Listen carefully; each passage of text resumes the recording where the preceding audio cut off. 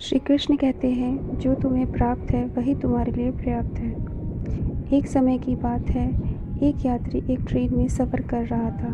उसके साथ एक पोटली थी जिसमें कीमती हीरे रखे गए थे। उस यात्री को 2 दिन 2 रात ट्रेन में गुजारने थे। सफ़र के पहले ही दिन एक चोर की नज़र उस यात्री के हीरो की पोटली पर पड़ गई। चोर ने सोचा कि रात में जब सब सो जाएंगे तो मैं चुपके से उठकर उन हीरो को चुरा लूँगा।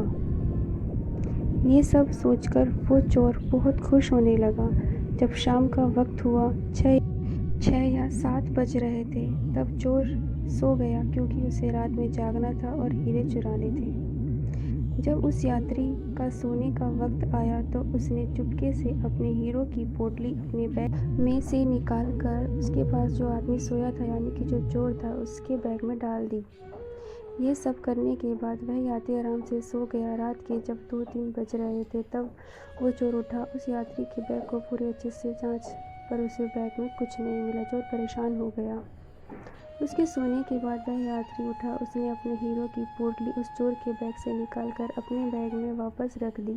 जब सुबह हुई तो उसने देखा कि हीरो की पोटली तो उस यात्री के पास ही है। उसे लगा कि मैंने रात में कुछ गड़बड़ की है, शायद उस यात्री के बैग को अच्छे से चेक नहीं किया। उसने फिर से प्लान बनाया कि इस रात बैग को अच्छे से जांच करेगा। चोर फिर से शाम होते ही 7 बजे जल्दी से सो गया और उस यात्री ने फिर से अपने हीरो की पोटली को अपने बैग से निकाल कर उस चोर के बैग में डाल दी। चोर रात में फिर से उठा, फिर से ढूंढने लगा, लेकिन इस बार भी चोर को हीरे नहीं मिले। वह परेशान होकर फिर से सो गया।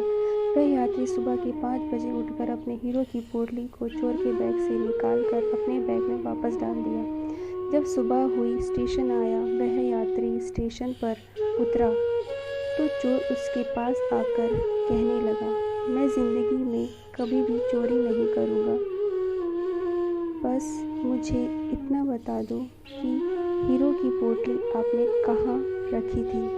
उस यात्री ने कहा, अरे मूर्ख, तू अपना सुख दूसरों की तरफ ढूंढ रहा था।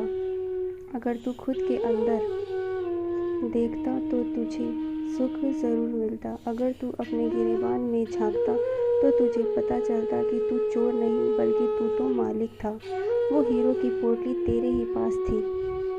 हम भी इस चोर की तरह कई बार हमारा सुख दूसरों की तरफ ढूंढ रहे होते हैं और ऐसा करने से हमें कुछ नहीं मिलता। अगर हम दूसरों की तरफ देखने की बजाय अपने खुद के अंदर झांकें तो हमें कभी भी किसी भी चीज़ की कमी महसूस नहीं होगी।